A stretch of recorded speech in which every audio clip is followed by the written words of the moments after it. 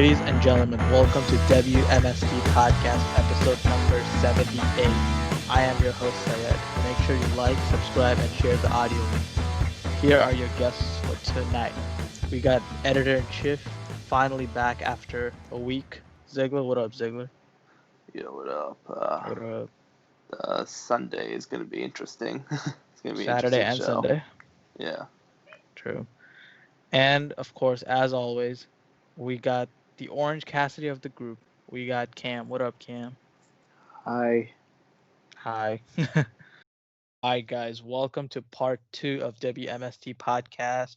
And we will be reviewing some movies here right now. So I thought it would be cool if we reviewed Extraction and The Old Guard, the two new Netflix movies that I got to see pretty recently, actually. So this is just going to be quick reviews, nothing too analytical. I mean, if you guys haven't seen Extraction, like I'd highly recommend watching Extraction. It's a really awesome action movie. Like there's so many great fight scenes in that movie. Uh, like Chris Hemsworth as Tyler Rake is a badass character. He's so awesome. And physically speaking, he looks like so dominant. Like I know he's Thor in the MCU, but in his later run, like around Endgame and Infinity War, started to look a little weak, if you know what I mean, like, Fat Thor and all that. But if you watch this movie, you'll realize like how much physical prowess Chris Hemsworth has, and he looked really awesome. Like some people were comparing his character to John Wick, and I was like, oh, maybe that's a bit too far, but I can kind of see that comparison. The action style was kind of like the movies. Yeah, cause you know what's cool? The director, I believe his name is Sam Hargrave or something like that. He was actually a stunt coordinator and a stuntman Yeah, himself. John Wick. Wait, what was he working on? John Wick? I'm not sure, but he's worked on like a lot of different action Yeah. movies, and you can see like he knows how to film action scenes. And I don't know which reviewer I saw talking about this movie. They were like, if you want to learn how to, be a director of action movies, then just watch this movie's action scenes. Uh, like just the way the hits looked so like devastating, the gunshots and all that was super cool. They had this scene in the movie where they were chasing Tyler Rake around it was like around that small building apartment things. Dude, that scene was so like tension filled because it was filmed in like this closed space. Because Chris Hemsworth is a huge guy, and he's just walking around these small hallways, and the police is chasing after him. Like, dude, that scene is so dope. And then after that, there was a scene where Tyler Rake was fighting this other guy who was trying to, the plot of the movie is they're trying to rescue this mob boss's kid and rescue him back to India. And so the other guy was trying to get the kid, and they were fighting in the streets. And I think maybe you guys saw it in the trailer. If you guys saw the trailer, it was like a knife fight, and they were just going at it with the knives and it looked really awesome. Yeah, but just overall, like if you guys are just looking to kick back and just see some fun action, definitely check this movie out. And as for Old Guard, I thought it was obviously the plot was way different from Extraction, but it was a pretty interesting concept. Like I didn't go into this movie with the trailer. Like I didn't even know what the Old Guard was, but the Old Guard is actually a comic series from Image Comics. Um, so it's got some sci-fi elements, and I wasn't expecting that. So if you watch this movie, I don't want to spoil what happens in the movie. Because if I discuss what happens in the movie, even a little bit, I think it'll ruin a little bit of the surprise factor. Uh, if I'm as vague as possible, so basically, Charlize Theron's Andy leads her co-op teammates to some random missions, and when they're captured and they're gunned down, something happens where it's revealed that they can actually survive attacks like that because they're immortal. And that was kind of a shock to me because I didn't even know this was like a sci-fi movie. I thought this was like a straight up action movie like Extraction. And I don't know why, but if you look at the poster side by side, like Charlize Theron's Andy in the movie and Chris Hemsworth, Tyler Rake look so similar look wise. I don't know if Netflix did that on purpose or not, but I thought that was kind of weird. But yeah, I think you guys should definitely check out The Old Guard as well. Like that movie, just like Extraction, had really awesome action scenes. And I mean, I'm glad Netflix has been releasing movies like this because, with no movie theaters, no summer movies, we've been lacking in action films. So it was cool to see these two movies. I highly recommend you guys watch it. I mean, I would give both movies, like if I were to give it a rating out of 10, I would give both of them like an 8.5 out of 10. Like really fun action movies, and the plot is serviceable. Like, it's nothing crazy. Um, but it gets the job done. So yeah, I definitely recommend you guys see these two movies. Ziggler, did you get a chance to see? You got a chance to see Extraction, right? Yeah, I saw Extraction like a couple of months ago, and I don't have a lot to say about it, but the action was really good. The fight scenes and the fight choreography was great, and how the cinematography for it too. Like there wasn't like not like a fast cuts like you would see in like a below average action film, which I hate quick cuts for action. It's the worst. I love the John Wick style action, and this follows in that footsteps because, like you said, the director is a stunt coordinator, and I love that stunt coordinators are becoming directors and directing action. I love that. It's fucking great. They did that. Chad Stahelski did that, and David Leitch did that, and I just think more stunt coordinators should do that because they actually know how to film action and great action scenes. And we've seen a lot of terrible action movies and terrible action sequences where you just don't know what the fuck is going on, and all these quick cuts, and like it's pretty bad. All these what's a shaky cam? Oh, I hate shaky cam. But yeah, but in this movie, the action is filmed so well. It's so well done, and the plot was simple, but it worked. Chris Hemsworth was great in it. He's always good, man. Chris Hemsworth, yeah, he's always good. Yeah, the plot was simple, but it worked because of the story. I think wasn't David Harbour in like I believe he made like a little cameo in it. David Harbour. Yeah, it was a bit of a cameo in the movie. Yeah, but he's always great too, and yeah, it was just for the action alone. I say you should go watch this, and there's a few characters that were good too. I don't know the other guy's name. It was I don't really know his name, but I'll probably butcher it because yeah. But they were it was a good film, and you guys should watch it. I'd probably give it Yeah, around like a 7 out of 10, maybe 7.5. yeah, and movies like John Wick and Extraction and all these movies are like, they're making action scenes like the ones you see in those movies like the norm. Like if anything is like if it's different from that, it doesn't look as good. So I feel Yeah. that's why I think stunt coordinators, stuntmen, and women should be recognized at the Oscars. Like these people are just as big of a part of the Oh movie yeah, as the definitely. director and the actor. So I hope they make a category for those people And I specifically. love it when the actors do a lot of their own stunts. Like Chris Hemsworth did a lot of his own stunts in Extraction.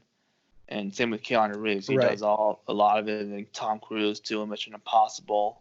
Yeah, Tom Cruise is the goat. He might have won an Yeah. Oscar if he did if there was a stunt category. Man, they should have been stunts a long time ago. They should have been stunt category.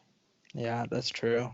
But yeah, let's move on to our next topic. So last year we did something fun where we our podcast started around the time Endgame was coming out. It was like exactly 10 weeks or so before Endgame, or it was like a little bit more than that. So we did top 10 MCU movies leading to Endgame. So, we weren't really planning on this, but with all the things that are going on this week, and Tenet, which is one of the most anticipated movies of the year, was supposed to come out today, actually, July 17th, when this is being recorded. It's not out yet because of everything that's going on. So it's supposedly going to come out 5 weeks from now. Um, we'll see if it actually comes out at that time. But we thought it would be cool if we went back and reviewed, five of Christopher Nolan's best movies and just, talked about them and, because I thought it would be fun just looking back at all the work he's done in his career. I mean, hopefully, by Tenet, Tenet gets released and we end the series there. But if Tenet doesn't come out, then we'll talk about even more of his movies. So this week, we're gonna talk about Batman Begins. So this was obviously Christopher Nolan's first Batman movie, his first, major blockbuster movie. So I mean, a lot of people, know what went behind this movie, because Warner Brothers was obviously looking to reboot Batman, and Christopher Nolan gave them a pitch for his vision of what the Batman could be like, what a Batman franchise could be like going forward. And Warner Brothers obviously liked his pitch, his darker, more grittier tone for a superhero movie. Because at that time, the X-Men movie series, Spider-Man movie series, those were the popular series, and those were a bit more lighthearted, I guess, in a sense. And but this was gonna be like, way darker, way grittier. Um, and I'm glad they casted Christian Bale as Batman. If you go back and looked at some of the audition tapes for uh, Batman Begins, it's pretty hilarious. Some of the people who tried to audition for the role. Um, if Ziggler can search the video of one of the auditions of this guy saying one of the Batman lines, it, like that would be awesome. Like you can even put the audio in there. It's so bad. But yeah, Christian Bale. I mean, I love his Batman. Obviously, it's not my favorite Batman. Like it works for Christopher Nolan's movies. Because my favorite is Ben Affleck, but his Batman is definitely a really good Batman. I'm Christian Bale. He's a great performer.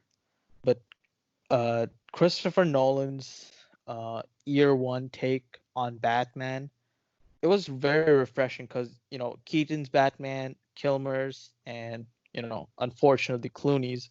You've seen those Batmen kind of in the middle of their uh, you know time as Batman, but this time you get to really see how Batman became you know the symbol that they talk about in the movie. Like it's cool seeing how Batman or Bruce Wayne, trained, traveling around the world, meeting, quote unquote Ra's al Ghul, uh, and like trying to conquer his fears. Like it was some really good stuff. Very comic accurate. Um, and then he gets back to the city, becomes the Batman. Uh, and also I think they handled the infamous Wayne's death scene. The Bruce Wayne's parents' death scene in this movie pretty well. Because that was like the motivation of the character to fight evil, conquer his fears, and that was the theme of the movie, and I kind of dug it, and it was pretty cool. And I know a lot of people complain about Christopher Nolan's Gotham looking very stylistic, very Chicago-esque, modern, but I don't have a problem with it. I think it looks great in my opinion. Uh, that's probably because I am from Chicago. That's why it looks great to me. But it is what it is. Some other elements I like about the movie. Scarecrow could have probably been used a little bit more, but uh, the amount we got was pretty good. Um, and one of my favorite scenes in the movie is the scene where Batman rescues Rachel and he's driving the Batmobile back to the Wayne Manor. That music that kicks in during that scene, it's so hype music. Like I still listen to it sometimes. It's so hype. Uh, but overall, though, I know the big debate with Christian Bale's Batman is when he's actually talking in the Batman voice. It's his like raspy voice, which actually sounds really good in Batman Begins. It keeps getting worse every movie, but like I loved his line deliveries, and I'm trying to remember some of his lines during this movie. It was like um, I don't know if you guys remember that scene where he picks up that thug from the ground and then he pulls him all the way up to the building and then he talks to him in the rain. Like that looked pretty badass. Like hopefully Ziggler can find a picture of the scene I'm talking about. Um, I'm not gonna babble on too much now. Anyways, the ending of the movie, is it's pretty good. Batman lets Ra's al Ghul, the real Ra's al Ghul, die, and then you know Batman doesn't kill, but hey, he doesn't have to save him, I guess. So they use that loophole. And at the end, they teased the Joker, one of the greatest comic book movie villains of all time. I mean, it's pretty freaking hype, and that's how the movie ends. Um, it was a really good beginning to a amazing franchise, and this movie pretty much changed comic book movies in general. Like before this movie, like comic book movies were very lighthearted. They didn't really take themselves too seriously. But after that, all that changed. Like this movie was a complete game changer, and without this movie, we wouldn't have great movies like Dark Knight and the other Christopher Nolan movies. So this was definitely his launching pad. Uh, I, for a rating, I would definitely give this movie a 9 out of 10. It's absolutely amazing. And if you consider yourself a Batman fan or comic book movie fan, you gotta check this movie out. Some people consider it the best movie of the trilogy, like my boy Ziggler here. So Ziggler, go ahead with your review for Batman Begins. Yeah. In my opinion, this is the best movie. It is the best Batman movie of all time, and yeah, it's better than Batman 1980. Was it 1989? Yeah, I believe so. Or that Returns. I don't know. No, not 89 Returns was was not. the Wait, first Returns one. was 92, I think. I don't know. Uh, Yeah. Yep. so yeah, Batman Begins is such a great film. It really takes you like it.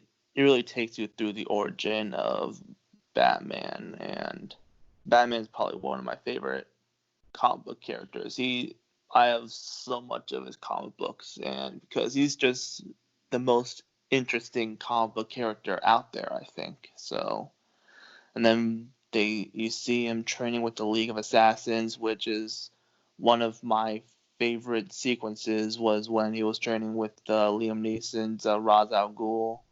Just everything about this movie was good. The performances were on point. Cillian Murphy as Dr. Jonathan Crane, Scarecrow, he was great. Seeing Carmine Falcone from the Long Halloween in there, just seeing these comic book characters come to life like as they should. Like seeing the Scarecrow he was awesome. I love Scarecrow in the comics, and how they did uh how like they did his shit, what is it called? His poison, I guess. Is that what it's called?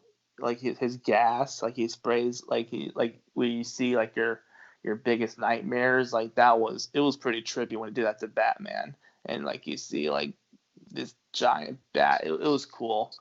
The effects were great, and probably my favorite scene was the reveal of the fucking Batmobile, the Tumbler. Oh my god, that score! Like Syed was saying, that score in the background, I had goosebumps the first time seeing. I get goosebumps every time I watch that scene because it's so amazing.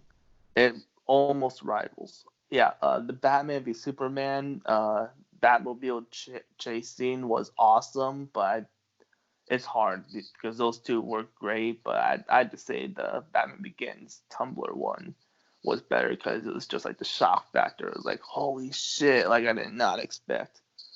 Like I knew we were gonna get the Batmobile and Batman Begins, but this was just an awesome reveal, and that whole scene was just awesome. And yeah, the ending was good too when he said he didn't had to save him and everything. And then the Joker card at the end was awesome, setting up the Dark Knight. But yeah, it really like showed more of the Bruce Wayne character too, and his relationship with Jim Gordon and Alfred was great. Michael Caine and Christian Bale have great on-screen chemistry. So, and I actually preferred this Rachel, Katie Holmes, I think her name is, over Maggie Gyllenhaal. I think she was better, and I don't know why. I'm not sure why they replaced her or she just left, but I wish she would have stayed for the Dark Knight. You know why they didn't replace her? So it's funny, she left the project for a different movie. It was one of the worst decisions ever. Yeah, because I actually preferred her better. Like I believe she left the movie for a comedic role in another movie. She regretted it later in an and interview. It probably flopped, right? It definitely flopped. Yeah, nobody even knows what the movie is. But yeah, it's probably my favorite. It is my favorite Batman movie, and it's up there with one of my favorite comic book movies of all time. Yeah. And I would give it probably like a 9.5 out of 10. Yep. It's almost flawless. I guess there's like a few things wrong with it, but I mean, I just love that movie. It's it's best of the Nolan trilogy. For that time, it's probably the best Batman movie you could have made. Yeah. And it was a great Batman origin too. And he's not even in the Batman suit until like an hour in, and it's still great because you just see him training with the League of Assassins. You see him and his relationship with Ra's al Ghul, which he doesn't know is Ra's al Ghul at first, and then that reveal, like at the Wayne party, I believe at Wayne Manor was it at, and like he showed up, it was like, oh shit, he's really Ra's al Ghul, which we all kind of knew he was Ra's al Ghul, but still, it was. Liam Neeson was great too. He was a great villain, and I kind of wish he didn't die because Ra's al Ghul is supposed to be like the best, and he kind of. I know they didn't have any other plans for him, but still, sad to see Ra's al Ghul die. He's immortal, so yeah. Yeah, Nolan is very specific with stuff like that, because he has a realistic take on it. Yeah, like I know a lot of people complain about Harvey's death in Dark Knight, but a guy who's got his face. Death, yeah. I mean, a guy who got his face burned off, like he's not gonna live on for too long, anyways. He's pretty much dying at that point. So yeah, I hated that they. Yeah, no, I hated that they did that in Dark Knight. Like they wasted him so much. He was only Two-Face for like a couple of scenes. Yeah, and Nolan wasn't building an MCU type of universe with his Batman, so he didn't care about if somebody got killed. Like he wanted definitive endings. So yeah, and Izzy, your thoughts on Batman Begins? I gotta agree with Ziggler. This is definitely I don't know about all time. I have to think about it more. But out of the trilogy, I think this is the best Batman movie. I have to think about it more for all time. One thing that no one brought up that I thought about immediately when we said we'd talk about this, how fucking dark the intro is. Like, this man, like, he's scared of bats, and then he's at like an opera, I think, or a theater, some sort of theater, and then it's about bats. Then he leaves, right? And then his parents die right in front of him. So you're like, oh, well, we're going hardball, I guess. And I think whoever I don't know if Nolan did the screenplay. Did he? I don't remember. But The he screenplay did. was written by David. It was S. him Goyer. and some other guy. David S. Goyer. Goyer, yeah. For Batman Begins? Yeah, Batman Begins. Yeah. No, yeah, Christopher Nolan wrote it too. Okay. Yeah, Okay, with so, David S. Goyer. I really enjoyed how he took upon from the comic books to the movie and had his own twist on it. Because to be a successful producer / director, screenwriter, whatever, you have to, have your own take, even if it's something that's already based off something. So, like, for example, Batman was a comic book, and you can take the story of the comic book and have your own movie, but it all, in my opinion, to be a good director, it's all about your personal twist on it. And his twist on this movie was really, really good. Like I said when I started talking, this was, I believe, the best Batman movie of the trilogy. I know a lot of people are gonna say they're gonna like crucify me saying The Dark Knight is like the best Batman movie ever, but The Dark Knight, as you guys said, it doesn't happen without this one, and it just I think this just set a perfect stage for a good trilogy. And Batman, Christian Bale plays him in this one, I think, and he plays a really good Batman. Like, the only thing that's weird, there's some scenes where he's not traditional Batman, or he's acting kind of unorthodox. But you have to be like a really hard-headed movie fan to really notice it. But I think where they filmed it was good. Rachel played really well. Wish she didn't take that fucking comedic role. That was retarded. I didn't know that till you guys said that. That's dumb. I never really knew the story of why she didn't stick around. But, yeah, they wanted her to come back. She just chose not to. She was great. She was great in this movie. And you guys pretty much nailed everything else in. Great movie from start to finish. It's not the perfect movie, but I do think it was the best of the trilogy. And as we talk about the other two in the trilogy in the next 2 weeks, we're gonna be able to connect like the beginning to the end in just 3 weeks, and what took them 7 years. So really good, and the ending was brilliant. The Joker tease was incredible, and then to think that the Joker tease was played off so well, you had to have a great Joker for the Dark Knight, and up until Joker the movie, that was the greatest Joker we ever had. So really good movie. I'm going 9.5 out of 10. I said it wasn't perfect, but it was tremendous. Yep. Also, another thing absolutely about amazing. that this actually, his character work as Bruce Wayne was much better than the Dark Knight movie, the other Dark Knight movies. Like, you really don't really, I didn't really care for Bruce Wayne in the Dark Knight, but in this one, I understood him. Because his revenge on Joe Chill, wanting to kill him because he killed his parents, wanting that revenge, and then Katie Holmes pretty much was like punching him in the face or whatever because he had that gun, he was gonna kill him, and he was upset that he didn't get to kill him. He wasn't the one that pulled the trigger. Just that scene was great, and it just made you sympathize with him, and it made you understand him. And I don't know, I just think his character wasn't interesting really in the Dark Knight. Like, it was more focused on Joker. You really wanted to see Joker. It was really Joker's movie, but this movie was Batman's movie. Yeah, and then I've said, just like the Dark Knight Rises, that's Bane's movie.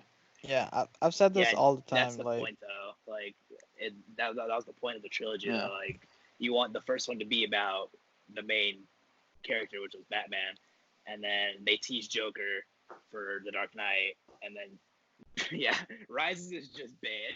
They should just call it Bane, honestly. Like, Yeah. that's what they should just call it. Like, that's literally, I'm pretty sure, like. But that a movie's gonna probably Batman thing, a Batman comic or a movie should be about Batman, and the villain should be secondary. Even though the villain is great, it should still be secondary. And I that's agree. why I always say, like, Christian Bale's Bruce Wayne is, especially in Batman Begins, is one of the best Bruce Waynes ever. Like, he plays that character super well, and Batman fans know, like, Bruce Wayne and Batman are like two very distinct character. It's played Yeah. obviously by the same person, and Yeah, well, that's Bruce Wayne is his mask, and Batman is who he really is. who he really is, exactly. And you gotta toe that line, and you I gotta play it think perfectly. Ben Affleck did both roles perfectly. Exactly, and that's Ben why he's my Affleck, favorite. yeah, Yeah. but Christian Bale, he did great Batman and Bruce Wayne in the first one. His Bruce Wayne kind of sucked in the next two. Yeah. I'm sorry, but he You know, kind of did. okay, but for a And trilogy then where and then yeah, his Batman kind of sucked in Rises. yeah, but where in a trilogy where Batman isn't like the main focus, Christian Bale's Batman works because he's not the main guy. Joker and Bane are like the more front and center villains, while the hero kind of gets sidetracked, if you know what I mean. So he works for this trilogy, in my opinion. Yeah, but like when you have like a Batman saga, it shouldn't be a secondary in the other movies, Yeah, well, Like when I read like a Batman comic, he's never secondary. Even if the villain Like, if the I villain get, is awesome. yeah. Like, I get you want to push this villain to be powerful and Yeah. strong and like a vocal point of a huge threat to the hero, but you can't have him take over the main character. Like, that just doesn't make any sense. Yeah. Like, I agree with Ziggler. Like, you I get it. You want to that's the point they're trying to make for Dark Knight and Rises. They're trying to push Joker into being the most powerful villain like of all time and all that. But like I said, you can't push him too hard where he's more vocal focused than Batman. Like, it's called The Dark Knight is a Batman trilogy. It's not Batman singular, Batman then two villain trilogy. It's the Batman trilogy. So I do agree there. And they really didn't do a lot with Bruce Wayne in the next two movies, which kind of like upset me. Like, I wish they would have done more with his detective work, because he's the world's greatest detective, and you never see Batman as a detective in these movies. Exactly, and Ziggler and I talked about this like a long time ago. Like, he was only Batman for like 2 years, and he wasn't Batman for like 8 years. If you the timeline between Dark Knight and Dark Knight Rises, which was so odd, by the way. Like, but he was training sense. He was training with the League of Assassins for quite a while too, I think. Yeah, so he was only long. Yeah, he was only Batman in that universe for like 2 years, basically. And then he came back after 8 years for like a month. Like a month. I don't know how long. Yeah, that never made sense too. How long did Bane take over? How long was he? How long did it take for Bruce Wayne to climb out of that? It was like a month, basically. Yeah. Like a month, yeah. He broke his back, so.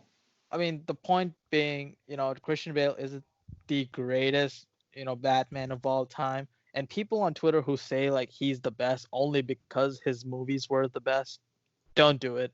It makes you look like fake Batman fans. I mean, there's a lot of them, by the way, so don't do it. Actually read the comics and try to understand why Ben Affleck is the best. That's all I'm saying. Anyways. Anyone who says Christian Bale's the best Batman is just so basic. They've been I think they just watched The Dark Knight and just proclaimed he was the best Batman. Exactly. Yeah. Christian Bale, okay, I think we talked about this like 2 months ago, and me and Ziggler laughed for like 30 minutes. Yeah, we did. We were talking about Christian Bale's voice in that movie. Like, his voice is so terrible in The Dark Knight. Rachel! His voice was acceptable in Batman Begins. Yeah, Batman Begins, it wasn't as hardcore, but in The Dark Knight, it's just ridiculous. It's like clownish at that point. Like, Dark Knight if you think Dark Knight Rises sound like a metal singer, sir. You need to go watch some more movies, because that's probably one of the worst Batmans, honestly. Like, he was not not that good in my opinion. That's why I love Ben Affleck's voice modifier. Like he doesn't do anything. It's just like Dude, Zack Snyder's a freaking genius. Like, thank you. Like, how did nobody think of that before? Can I play the next Batman? Like, is that a thing? Like, I like No. Batman one time. Hey, I mean, if you meet Zack on the set of HBO Max, then you should ask him. Like, can I play Batman? Can there be a black Batman? no. No. I'm sorry, but yeah. I'm not. I don't want to deal with. I think you're looking for the get role of Idris Black Elba to Man. be Batman. I'm sorry, This is Cam. I'm Batman. sorry. I like how Cam said that, and me and Ziggler were like, no. I mean, that's like having like a black Superman. Okay, I'm sorry. It's just Yeah, not I'm gonna sorry, work. Cam. Like, I have a white. Not even if it's Idris Hey. Elba. no. I mean, Well, we can have, you can't change that much. It's like having a white Black Panther. Exactly. I was gonna say that. Can we have White Panther for the trilogy? I'm sorry, but it's true. No, I'm just ripping. Imagine the whitest actor being Black Panther. I'm just fucking with y'all. Who's the whitest actor? Christian Armie Bale. Hammer? Christian Bale being Black Panther. Oh my god. Michael B. Jordan being Batman. Mm-hmm. Can we have All right. Mexican Batman instead of like screaming Rachel with deep voice? He just says it in Spanish. Hey, we'll have to watch No, but yeah, Bruce Robert Wayne. Pattinson's Batman for the next few years. His Bruce Wayne in Batman was great in the first one, but the next two it just kind of fell off because it mainly focused on the Joker and Bane. Yeah. Which I love. Look, I love the Joker and I love Bane, but when you take over like your own superhero in his own movie, it's kind of like, what are you doing? Yeah. All right. So with that, we're gonna end this week's show. Thank you everybody for tuning in to episode number 78. Ziggler, you got any last words? Nah. Izzy? DZ Crew, World War Ziggler, let's go! Hey, we'll be here if he wins the championship next week. If they win, I'm hosting. If Ziggler wins, I'm hosting. Sounds good. He's not winning, dude. Tune in next week for the DZ Crew WWE Championship celebration. And if you doubted Ziggler, you're not invited. So it's gonna be just me solo hosting the whole show. Because none of you guys are invited. And Cam? It's not 2013 anymore, so it's not gonna happen. He's gonna win. He's gonna win. And Cam? Yeah, and Chris Benoit's gonna come back from the dead. We are really about to see somebody's eye get yanked out on Sunday. We'll see, man. With that, Ziggler, go ahead, hit that outro. If you're so confident that Ziggler's gonna lose, if Ziggler wins, you have to give me your DVD collection. Hey everyone, hope you enjoyed that video and make sure to like, share, and subscribe. And click on the channel to check out some more awesome videos like our movie and wrestling debates and our interviews with people like the Wrestling Classic and Jordan Jomo from the IGWC. And we are definitely looking into delivering you all some more content in the near future, so definitely be on the lookout for that. And thank you for your support.